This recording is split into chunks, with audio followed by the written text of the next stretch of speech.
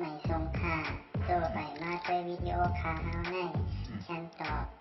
เรียกครับเป็นค่อยปันและเฮงลำนั่นคือดำค่ะยินต้นขอบใจใหญ่ค่ะ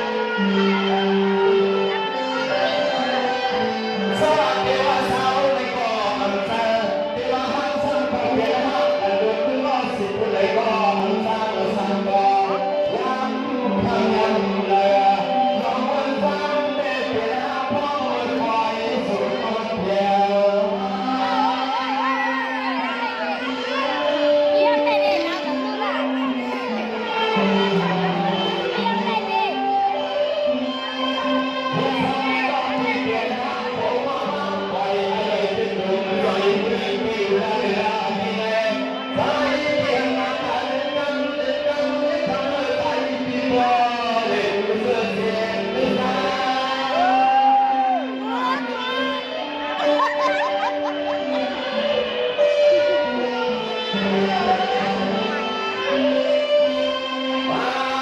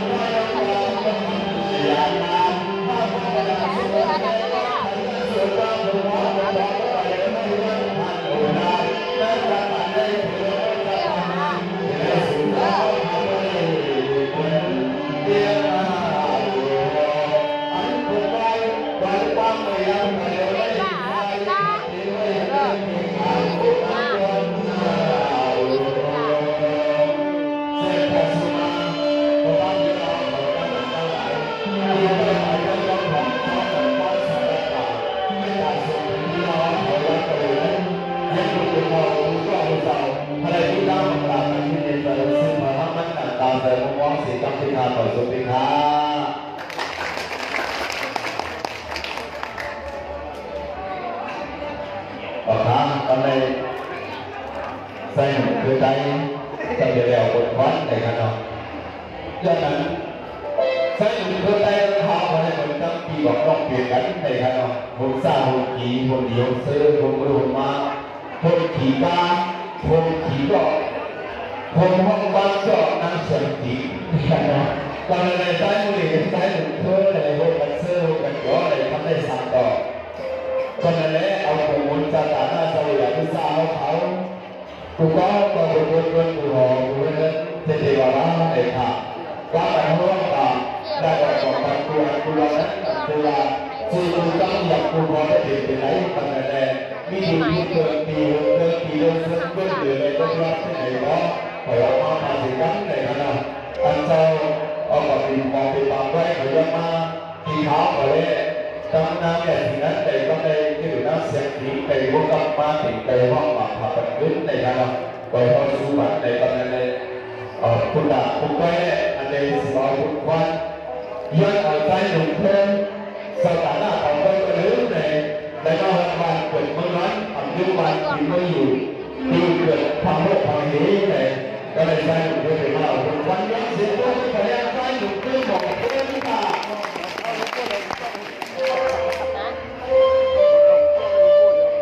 เป็นสุดท้าย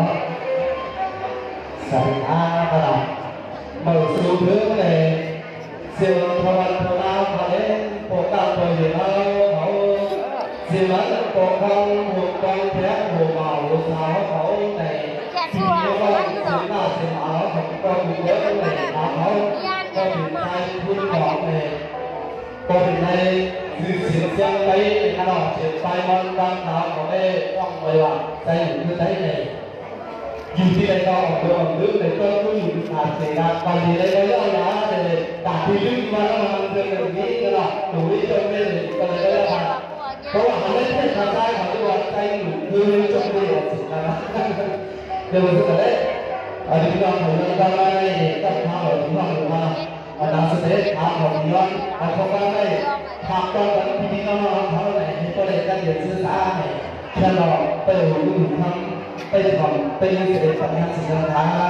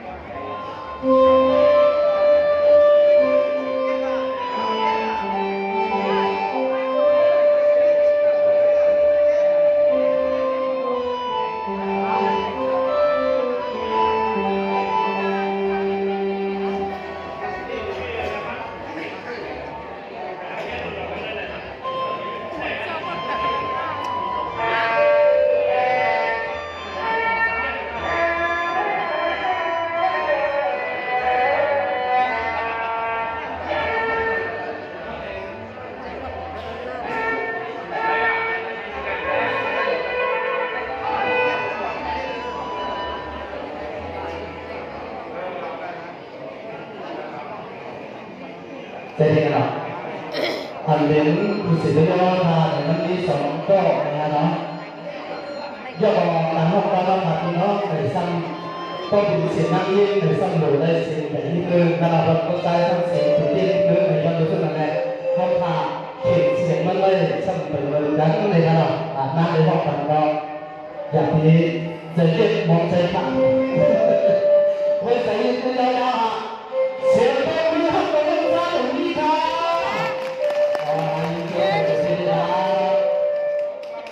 พี่เล็กเขาเลยทำขึ้นเลยหรอนี่มีห้างงานเลยเสียงนี้ตรงนี้นะเสียงนี้เสียงสาวเรืออะไรตรงนี้อ่ะเสียงสาวเรือมีเป็นมีแต่ต้นหัวเลยเสียงสาวเรือเฮ้ยเราเลือกเสียงต้นเรือเรื่องหนุ่มนะลูกนี่เราพาเรื่องหนุ่มทำที่นั่นมีคนเขาสีต่อมาเป็นคนหนุ่มทำอยู่ด้านบนผมก็บอกมาเป็นหลักทำที่ไหนในรอบแถวที่ตัดย้อนการถูกลูกล้อถูกต่อสีตาก็ ซ้ำไปหมดนะชาวเกิดพื้นเกิดหนอกพื้นเกิดตายนะเราเข้าจะได้ถ้าเราแบบเห็นจะได้แล้วเห็นเรื่องเกิดพื้นนี้นี่เลยนะ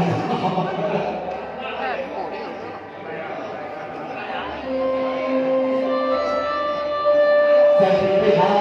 ในวันนั้นคืออะไรพี่สาวอยู่แล้วอะไรว่าแถวต้นเสร็จต้องได้เลือกเพียงอะไรได้ถึงยิ่งใช้เลยว่าว่าหันแล้วเลยนะก็เลยต้องหาด้วยกันมีสาวด้วยกันมาเกินมาแล้วพอมีพยานอยู่ทุกด้านมาในสวนไม่ถึงจะยาวมาพอวันหนึ่งมาเลยในจะสาวก็ติดกันในกล้องเลยนะ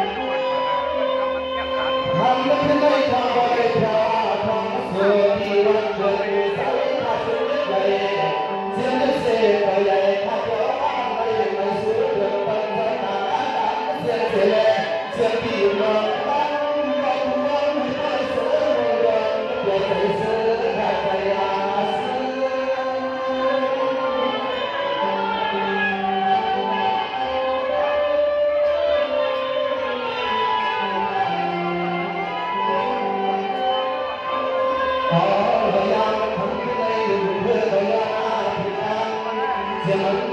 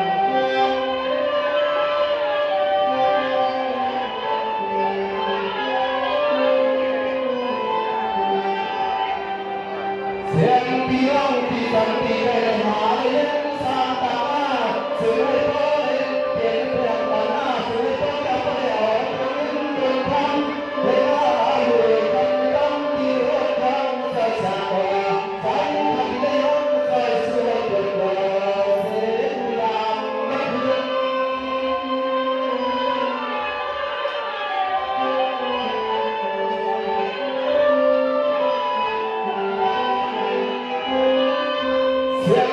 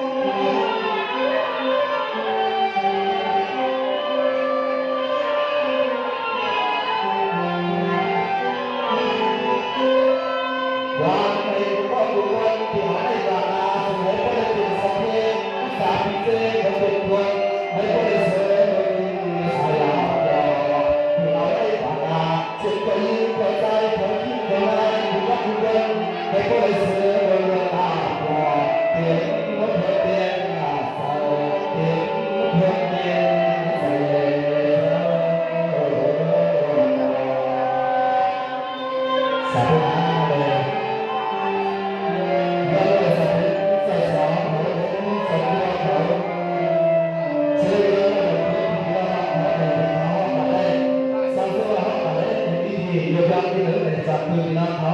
คือโบราณความเปิดบัญชาของสิ่งนั้นในชาวที่รักเขาห้องกับผู้คนตั้งด้วยเราที่นี้กับโบราณสินค้าสุดยอดนั่นเลยครับให้เงินนำพอด้านเขาสุดยอดแบบนั้นให้อยู่ในนี้ให้อยู่ในนี้คือกันผู้คนของโบราณสินค้าของเขาเขาเป็นใจที่น้องในยอดชื่อของพี่น้องเขาที่ในวันนี้สุนัขมาเลยสักแต่พี่น้องรักวันมาเลยสักผู้ที่กูได้เช่นในเรื่องของเพศให้มีคำตัดสินว่าว่าตั้งนั้นในเรื่องของสิ่งนั้นนะครับแต่เป็นเขาเรื่องของปากแต่พี่น้องเขาว่าตอนนั้นในขณะเป็นคำตัดสินนั้นในขณะยืนพื้นเลยว่าตอนสู้ถึงมาที่น้ำเสียงสิ่งเล่เลยว่าใจยืนต่อเลยว่าก็บอกว่าพ่อถามหยอกไปหยอกไปอ้อมนอกจากสิ่งที่หยอกเป็นใจยืนต่อหยอกเองแต่ที่บอกเขาเรียกว่าค่อยปากปันก็ว่าพอถึงมาทำกันเยอะแยะตึ้งเลยกินพักเขียวร้อนก็รู้ว่าสักสื่อว่าจังไรจังเป็นใครห้องนอกเสียงสิ่งใดไว้ในใจถึงบอกเขาตามตัวห้องปันให้ได้สีกันเหนือคนข้าสู้มาคนข้าสู้มาตัวพอใจแบบพิจารณาโอ้วันนั่งว่าเขาในห้างเป็นการว่าเขาเราก็เลยพักถึงเขาเดี๋ยวก็จ้าเขาถึงบ้านพิจารณาจะทำอะไรนั่นจะให้เราเสียงสิ่งทั้งหมดเมื่อมาเมื่อไม่ไหนนั่นที่เจก็เมื่ออะไรนั่นได้ยินเราว่าผมเมื่อไหร่ก็ยืนใจหนามีคนเราจะมือก็พิจารณาเพื่อหาปัจจัยได้รับมาเพื่อเป็นระยะในการวางเอาแล้วในอันนี้มีมาหาในเราในวันนี้ได้หาในเราใส่อันนี้มีมาหาในเราพิศวาตัวที่ในสยองเลือดพื้นบนล่างอยู่สิตาบางเรื่องการเป็นผู้สื่อนั้นให้พวกเราอยู่ที่บ้านเรื่องการที่มีอยู่สุดเด็ดท้าของเราพม่าได้สุดถึงนั้นย้อนว่าเท้าของเราเป็นนั้นนักบันทึกเป็นนั้นในหวังในใจเท้าอยู่ที่ใดในก็ออกเดินบันทึกในทั้งผู้ใดในตอนที่ซื้อมาถึงเท้าเขาเลยนอกเสียงสิ่งไหนให้ว่าหลักข้อที่ว่านั่นเองมีไปขอบให้ที่สิการหา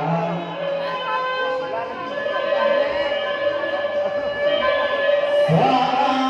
เมฆาปฏิสุตังกันติเลกันสมิสุ